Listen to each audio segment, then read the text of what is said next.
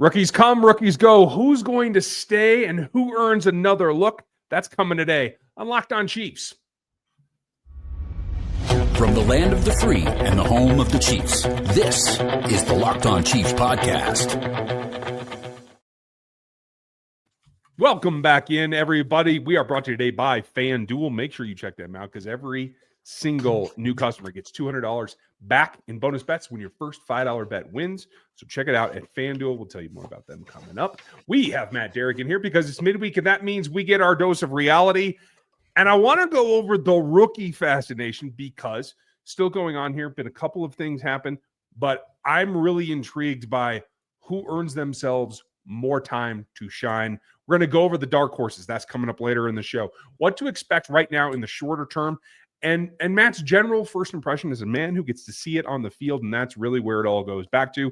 Welcome, Matt Derrick from Chiefs Digest. You guys know him. Make sure you like the sub, hit the bell here, but also on his channel, Chiefs Digest, and on his site. Get over there and hit 41 is the mic, the podcast as well. Can't think of what else I'm missing, Matt, but I'm sure there's something. I'm Ryan Tracy. You can find me at NFL33.com and RGRfootball.com and RogueAPC.com because that's where I do the .com thing. So we appreciate you. Make sure you like, sub, hit the bell. Thanks for making this your first listen. Check out another Locked On show for your next one. Get over on the text line at 816-357-8781. That's about as fast as I can say those things. So now that we're 90 seconds in, Matt, rookies came in. They did stuff. They caught passes. They ran routes. We had the fascination, and Chris and I kind of went over the initial pressers, the shock and awe that is Josh Simmons at this point. I know that might have surprised you a little bit. We don't have to go there initially, but like big takeaway for you, what stood out from the first couple of days of rookie camp? Well, I mean, when you mentioned just Josh Simmons in particular, the fact that he was doing anything was pretty surprising. I mean, Chiefs weren't entirely sure what he could do and what he was capable of doing. Josh, he's still in rehab, so let's, I think you got to put a little bit of brakes on it. And rookie minicamp is kind of a outlier in the sense of the off-season NFL activities. So there's always the possibility that from here, Josh Simmons goes to OTAs. It doesn't work out at all. So, the Chiefs can keep kind of open a non-football injury designation if they want to go into training camp that way. There's still a few different choose your own adventure options that can go. I mean, anywhere from shutting him down until training camp to keep your options open to all of a sudden, hey, he's getting snaps and reps in team activities during OTAs. I mean, there's a wide range. Although talking to people in the organization, I mean, they still want to tap the brakes. So I'd be surprised if we saw him in any team activities and OTAs. What he did in the rookie mini camp, were basically stretch and conditioning and then a little bit of individual drills, not the full gamut, but probably the most intense was we saw him do some mirroring on Sunday. Mirroring drills. There was a little bit of setup, a little bit of punch. I mean, he was on the receiving end of the punch. It wasn't him doing the setup and jumping and then hitting. It was him holding a blocking pad and then another guy jumping and punching. So that was the extent of really what he did. So there's a long way from there to team activities. He did do a little bit of group work with the offensive line, no defense on the field, but, you got to see him line up at left tackle. There's some pictures of, you can see him doing a setup at left tackle on the Chiefs photos. So that's at least you have that. But yeah, I mean, there's a wide range for him going forward. Rest of it, I mean, I thought it was a really good mini camp. I really did. I mean, the rookie class looked good. I didn't, you saw the nerves on Saturday, start to go away on Sunday. It wasn't until midway through Sunday's practice that Andy Reid waved his arms and was like, stop and bring everybody together. You didn't see that many guys lining up in wrong spots, or, we only saw the one false start where 21 guys moved and the ball didn't. And that's when Andy Reid was like, okay, let's all get together and figure out what we're doing here. And that's pretty remarkable to me because, once again, you hear the players talk, and it's the number of players who come into this camp who have never been in a huddle before, never heard a play call on the field before because they're always looking to the sidelines for the signs. That's a lot to learn, but I thought everybody handled it pretty well this weekend. That's what I like to hear, because that transition, and this is really the first step forward, sometimes the hardest bit for them. running routes, if you're a guy who run routes, you're going to get back to that. It might not be as clean, crisp as the staff wants, but that's all right. But you have a comfort level there. That whole bit about how you determine what you need to go do, that's what changes in this initial jump. Now, for me, I'm always looking for those guys that snuck up on me. The deeper free agent signings. Is there anybody that stands out? That kind of thing. Because for me, I feel that it's fairly simple to tell the draft picks and the priority free agents from pretty much everybody else. Did you find that was true as well? Yeah, and I was talking with my partner in crime, Nick Jacobs, about this. I usually I do a lot of work and research into the undrafted class, and this year I didn't get much of a chance to. So I went into it just a little bit of barely know. I mean, I knew the names, but I didn't know the numbers. So and hey, when you don't get the numbers sometimes until the day before, morning of, it makes it even more difficult. But that was one of the things that stood out to me was that, watching it, it was like the number of times you'd say, hey, this guy's making a play. Okay, well, that number explains why, because he's one of the free agents that they signed. There were, 3, 4, 5, I thought tryout players that looked really impressive. The Chiefs have signed 3 of them already. There's a couple of more that I think that they could sign, but they will probably go to a mini camp this weekend to see if there's a better opportunity or what happens there. Chiefs are also kind of waiting because they get the veterans in this week. They start showing up on Tuesday, so they get their first look, at least during phase 2 of OTAs, of the veterans. So yeah, that's where we're kind of at right now. Like I said, I still think there's a couple of players that the Chiefs have their eye on. We'll see what happens after they go to another mini camp this weekend for tryouts. And we'll see what the Chiefs think of some of their veterans, because they got some, guys that they have signed. They waived Robert Rochelle already. That's a player that, they had signed during the offseason. There's others, they want to see what they got from Janarius Robinson, and they probably want to see where Mike Edwards is at, and some of these guys just before they go forward, and, and see if there's any other rookies that they want to bring back. I think that's going to be interesting. Those are the guys that I want to talk about that. We're going to get there next. Say goodbye to sticky notes, scribble plans on the fridge, or overlapping calendar invites. The Skylight Calendar is here to bring you the clarity to the chaos and help families that need it get organized without the stress. It's sleek, digital, and it syncs to your existing calendars, whether it's Google or Apple or Outlook or whatever you need. So you can put it all in one place for dinners, practices, school, reminders, everything. I need it. With multiple teenagers in multiple sports traveling around the country, you never know who's in town or who might even have a meal together. This helps immensely. You can get everything in one spot, synced up to all your calendars, so everything's right at your fingertips. Right now, Skylight is offering our listeners $30 off of their 15-inch calendars by going to skylightcal.com/NFL. So go to skylightcal.com/NFL for $30 off your 15-inch calendar. That's skylightcal.com/NFL. Everybody's got their favorites. Everybody's got a breakdown. You can see Matt's at ChiefsDigest.com. That's the one that you want to go see because he puts the work in and uses his eyes, not just the numbers. And I appreciate that. I got to know first and foremost, when we're talking about the short term, and I'm not going to call him a dark horse, so I'm going to put him right here. Tell me about my guy from Lawrence, the tight end / fullback / he can do anything guy. Tell me about Casey. What do you think? Yeah, I mean, Jared Casey had one of the best plays of the mini camp. There was a kind of a look. I couldn't tell from the direction, but based on where he was lined up, kind of a tight end wheel route down the left sideline. Made a one-handed catch with his left hand down the left sideline, and went to the ground, held the ball afterwards, came up with a huge celebration, and his teammates on that sideline were pretty happy for him too, and helped him celebrate. He's a max effort guy. You see that. I mean, he goes all out every single play. There's no doubt about that. Probably of note that he was wearing a fullback designation on his jersey.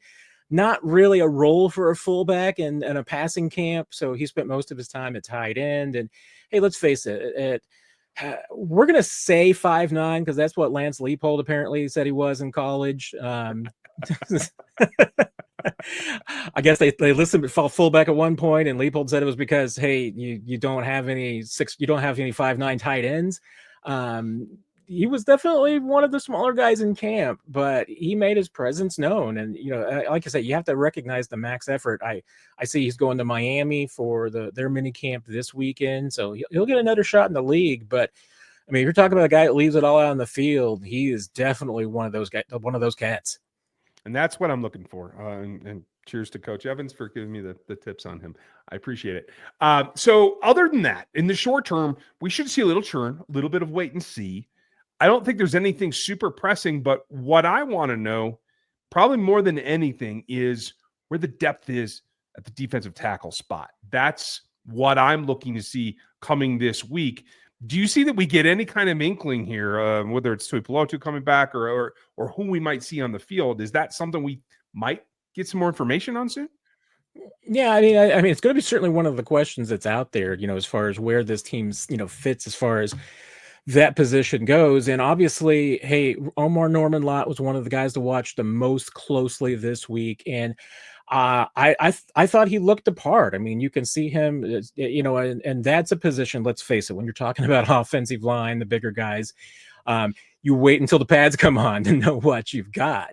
But the Chiefs, they've got a lot of competition there because really, hey, it's Chris Jones, Mike Pennell, Jerry Tillery. And then, you really get into we haven't seen Marlon Tuipulotu yet on the field.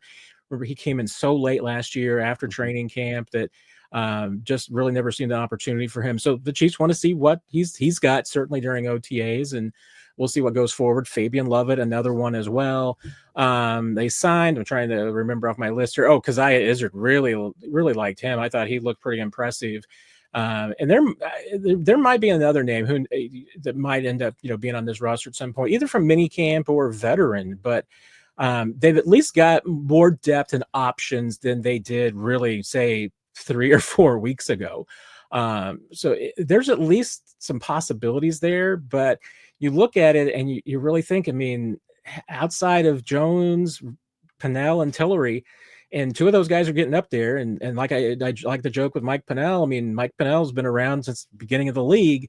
So you got a lot going on there. But and the thing is that, do you have a guy that can take on a lot of snaps, or is this going to have to be a rotation group? Because right now, outside of Chris Jones, you got a lot of rotational pieces at defensive tackle. You don't have really any necessarily full-time starters or a clear-cut starter at this point. And that's kind of where I land as well. And you'd like it to be a thick position with a lot of guys to choose from. It's not the only one. Maybe the pass catcher role is something that has the longest shot to make this roster.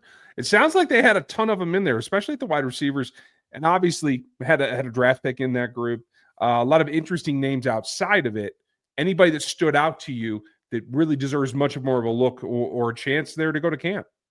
Yeah, there were several of the wide receivers showed out. And again, when you can't hit anything of this nature and there's no physicality, and it's a rookie mini camp, you have to consider everything.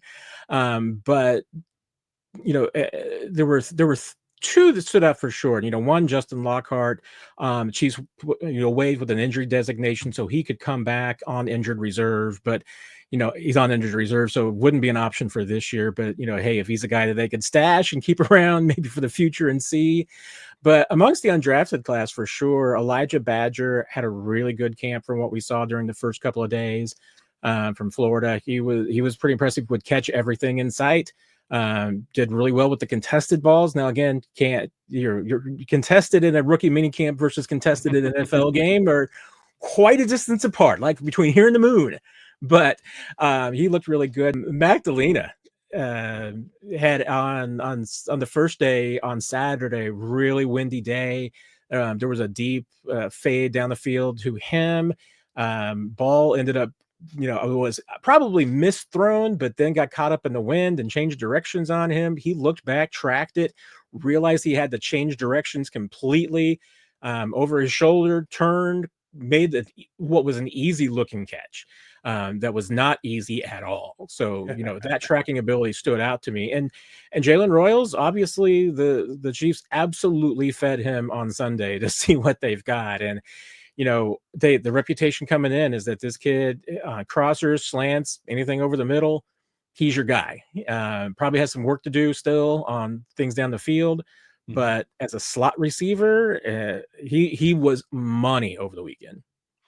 I'm looking forward to that. And he's one of the guys that I think is probably a shoe-in for this roster. Now, we know nothing's set in stone. This is a championship team. Okay, whatever. We're going to make the roster. It's the dark horses that I want to talk about. We're going to get to those guys coming up next. The NBA playoffs are almost here, and FanDuel's giving away new customers an incredible way to get into the action right now. When you join FanDuel and you place a first bet of $5, you can earn up to $250 in bonus bets if that bet wins. I love how FanDuel makes it easy no matter what season it is. Now that March Madness is over, we're moving it on to the NBA. It's going to be baseball, and then we are going to finally get back to ball on the field for the NFL. From three-pointers to steals to assists to making those kicks, it's all here, and your chance is at FanDuel. Don't miss out. Head to FanDuel.com and claim your $250 in bonus bets today. Now, I know what everybody's going to say, and they can find more information over at Chiefs Digest and at RGR Football. But when I say dark horses, I mean dark horses to make not just a good showing or make the practice squad. I'm talking about the roster.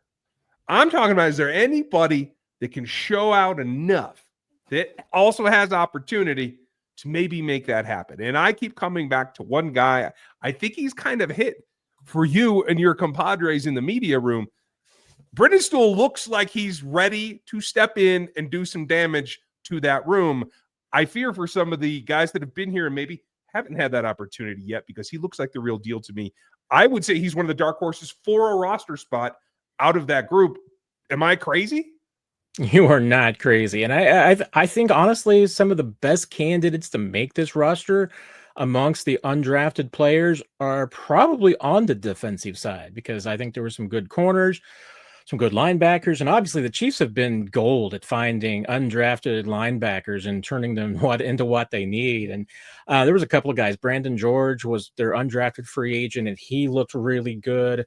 They signed Cooper McDonald, and he looked good as well. Brandon George is he's a specimen, so there's no doubt he's a guy.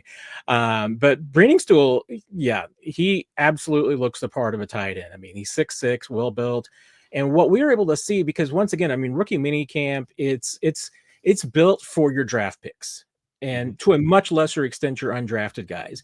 And then you have 50 guys that are there to facilitate the practice for those other players. And, every once in a while, one of those guys cracks through.